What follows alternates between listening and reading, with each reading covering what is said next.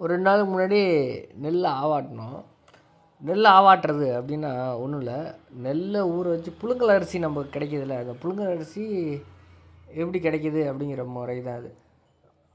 நெல்லை அப்படியே அரைச்சோம்னா அது பச்சரிசி.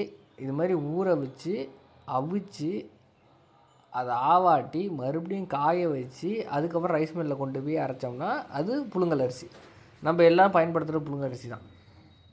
எப்படின்னா காலையில் நெல்லை ஊற வச்சிடணும் கொப்பரையில்.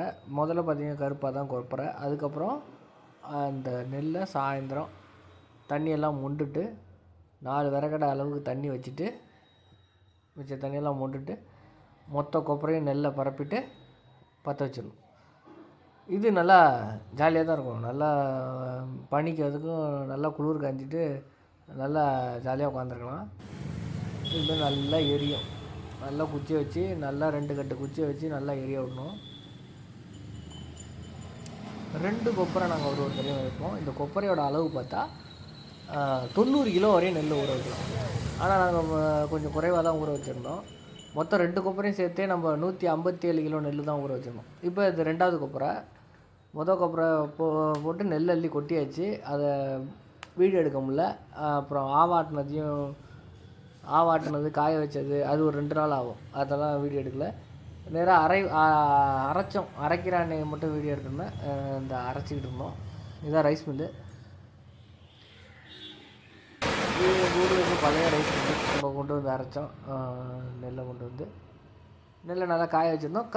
காய்ச்சல் வந்து இன்னும் கொஞ்சம் காயணும். நம்ம கொஞ்சம் பதத்தை கொஞ்சம் பதம் விட்டு போனாலும் என்ன ஆகும்னா நொய் நிறையா சேரும். நொய் நிறையா சேர்ந்தால் நொய்யை வந்து என்ன பண்ணலான்னா, நொய்யை நாங்கள் வந்து காராசு வடகம் இந்த மாதிரி பண்ணி சாப்பிட்றோம். ஆனால் நீங்கள் சரியான பதத்தில் எடுத்தீங்கன்னா நொய் குறைவாக காணும். நீங்கள் பதம் கொஞ்சம் அந்த சரியான பதத்தை எடுக்க கொஞ்சம் முன்கூட்டியே எடுத்துட்டிங்கன்னா நொய் நிறையா காணும். அதனால ஒன்றும் இல்லை, அரிசிலாம் எந்த மாற்றமும் இருக்காது. அரிசிலாம் நல்லாயிருக்கும். ஏன்னா நொய்யினா நல்லா காயாததுனால அது அரிசிலாம் உடஞ்சி நொய்யாக வெளியில் வந்துடும். இது பாருங்கள், அந்த ரைஸ் மில்லு தவிடு அது. இது வந்து அதில் உள்ள நொய் கல் இதெல்லாம் தனித்தனியாக ஜல்லடையில் வந்து சலித்து வெளில அனுப்போம். மொத்தம் நம்ம 2 கொப்பரையும் சேர்த்து 157 கிலோ நெல் 157 கிலோ நெல் போட்டோம். இதில் நமக்கு என்னன்னா அந்த பதம் சரியாக எடுக்கிறதுனால இன்னும் கொஞ்சம் காய்ச்சிருக்கலாம். அதனால் அந்த ஈரமாக இருக்கிற அரிசிலாம் நல்லா நொய்யாயிடும். அது பார்த்திங்கன்னா ஒரு 25 கிலோ நொய் கிடச்சிருச்சு. 25 கிலோ நொய், 68 கிலோ அரிசிலாம் ஆனால் நல்லா இருந்தது. இதுதான் இந்த தடவை கிடச்சிச்சு. இதுக்கு அரவை கூலி வந்து நெல்லுக்கு ஒரு கிலோவுக்கு 2 ரூபா. மொத்தம் 157 கிலோவுக்கு 314 ரூபா.